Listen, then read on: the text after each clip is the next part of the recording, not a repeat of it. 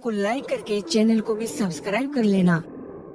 Movie की शुरुआत में हम इवान और कैरन नाम के हस्बैंड वाइफ को देखते हैं जो अपनी लाइफ में काफी खुश थे। इवान एक आर्किटेक्ट था तो वहीं कैरन एक आर्टिस्ट जो काफी अच्छी मूर्तियां बनाने में एक्सपर्ट थी। आज फादर्स डे था तो इनके बच्चे केक और कुछ गिफ्ट्स के साथ ये दिन सेलिब्रेट करते हैं। लेकिन इसी बीच कैरन का असिस्टेंट उसकी बनाई हुई एक स्टैचू लेने आता है तो वो उसे अभी गीला मिलता है, जिस वजह से वो कुछ दिन बाद आने को बोलकर चला जाता है। आज फादर्स डे पर ये लोग बीच पर जाने का प्लान करते हैं, लेकिन इवान शोल्डर की इंजरी की वजह से घर पर ही रहने का फैसला करता है और फिर उनके जाने के बाद वो अपना काम करने लगता है। लेकिन कुछ देर बाद ही कोई दरवाजे को नॉक करता है। इवान जाकर देखता है तो बाहर दो ब्यूटीफुल लड़कियां खड़ी थी जो भीगी हुई थी। वो इवान को बताती है उन्हें एक पार्टी में जाना था, लेकिन टैक्सी वाले ने उन्हें गलत जगह ड्रॉप कर दिया। अब उनके सेल फोन भी भीग गए हैं, क्या वो उसका सेल फोन यूज कर सकती है? इवान एक अच्छा आदमी था तो ये सुनकर वो उन्हें अंदर बुला लेता है। वो खुद को ड्राई कर ले इसलिए एक टॉवल भी देता है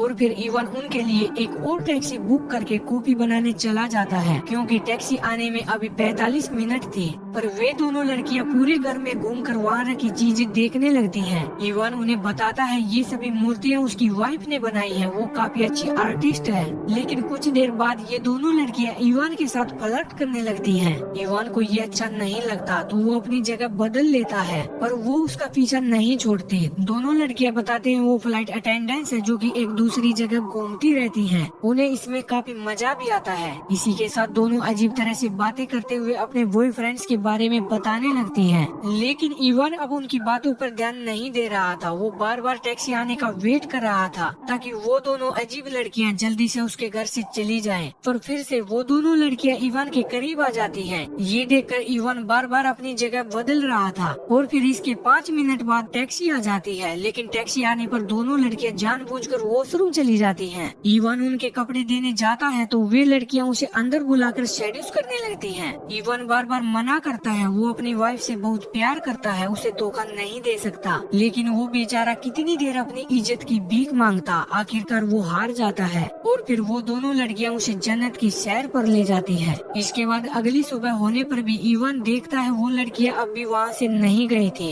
इवान उन्हें जाने के लिए बोलता है पर वो उसे इग्नोर करते हुए इधर उधर की बातें करते हुए खाना खाने लगती है। इसी बीच इवान की पड़ोसी आकर बोलती है उसकी वाइफ नहीं है तो उसे किसी चीज की जरूरत हो तो वो उसे बता सकती है। लेकिन तभी उनमें से एक लड़की आकर इवान को पकड़ लेती है। ये देखकर पड़ोसी को लगता है इवान का लड़की के साथ अफेयर है तो वो गुस्सा होकर चली जाती है। ये देखकर इवान भी उन दोनों लड़कियों पर काफी गुस्सा होकर उन्हें जाने के लिए बोलता है, वरना वो पुलिस बुला लेगा। इवान की बात सुनकर दोनों लड़कियां ब्लैकमेल करती हैं, वो अंडर एज है। कल जो हुआ उसके बारे में पुलिस को बताएंगी तो उसे ही सजा मिलेगी। इस बात पर इवान भी बोलता है वो पुलिस को बताएगा कि ये दोनों लड़कियां जबरदस्ती मेरे घर में घुसकर मेरे साथ इंटीमेट हुई। ये सुनकर लड़कियां डर जाती है, जिसके बाद इवान उन्हें अपनी गाड़ी में बैठाकर उनके बताए एड्रेस पर छोड़ आता है। लेकिन इवान के जाने के बाद वो दोनों लड़कियां घर के अंदर जाने की बजाय कहीं और चली जाती हैं, क्योंकि वो घर उनका था ही नहीं। और फिर इवान घर आकर पूरे घर की सफाई करके अपने काम में लग जाता है।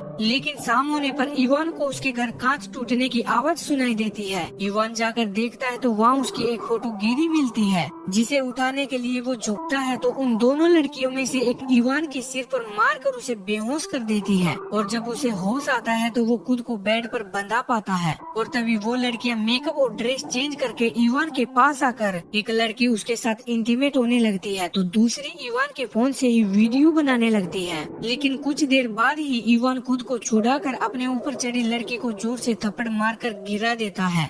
लेकिन जब वो दूसरी लड़की को मारने जाता है तो वो उसके इंजर्ड शोल्डर पर ही अटैक करती है, क्योंकि उसे पता था इवान का शोल्डर इंजर्ड है। इसी बीच दर्द की वजह से इवान बेहोश हो जाता है और जब उसे होश आता है तो वो लड़कियां उसके साथ एक गेम खेलती हैं। वो उससे क्वेश्चंस पूछेंगे, अगर गलत आंसर दिया तो वो बुरी तरह टॉर्चर करेंगे। लेकिन इसी बीच कैरन का असिस्टेंट आ जाता है पर कोई दरवाजा नहीं खोलता तो वो मास्टर की से अंदर आ जाता है। ये देखकर दोनों लड़कियों में से एक लड़की इवान को दूसरी रूम में बंद कर देती है और एक लड़की असिस्टेंट को बताती है वो इवान की नीस है। पर तभी असिस्टेंट को इवान के चिल्लाने की आवाज सुनाई देती है। वो जाकर देखता है तो इवान बंधा पाता है। वो छुड़ाने की कोशिश करता है पर तभी वो लड़कियां उसकी मूर्ति को तोड़ने लगती हैं। ये देखकर असिस्टेंट को अस्थमा का अटैक आ जाता है। इसी के साथ वो उसका इनहेलर भी छीन लेती है, लेकिन असिस्टेंट इनहेलर वापस लेने के चक्कर में फिसल कर गिर जाता है, जिसकी वहीं पर मौत हो जाती है। ये देखकर वो लड़कियां उसकी डेड बॉडी को रैप करके उस पर पेंट कर देती हैं और फिर इवान के पास जाती हैं तो इवान काफी गुस्सा था। वो उनसे पूछता है वो उसके घर क्यों आई है, क्या चाहती हैं,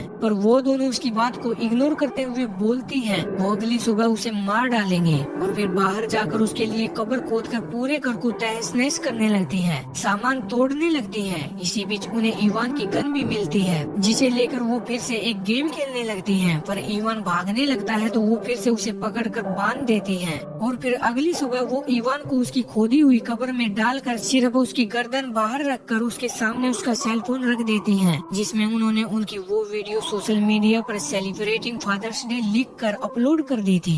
और तभी वो लड़कियां बताती हैं वो अंडर एज नहीं है, बस वो घूम घूम कर आदमियों को चेक करती रहती हैं कि वो अपनी फैमिली और वाइफ से कितना प्यार करते हैं। ये बोलकर वो लड़कियां चली जाती हैं। उनके जाने के बाद इवान अपनी वीडियो को किसी तरह डिलीट करने की कोशिश करता है, पर वो वीडियो डिलीट होने की बजाय लाइक हो जाती है, जिसके बाद उसकी वीडियो पर काफी बुरे कमेंट्स आने शुरू हो जाते हैं। और फिर मूवी के क्लाइमेक्स में दिखाया जाता है जब इवान की वाइफ आकर घर की हालत देखती है तो उसे समझ नहीं आता ये सब कैसे हुआ। बस यहीं पर ये मूवी खत्म हो जाती है।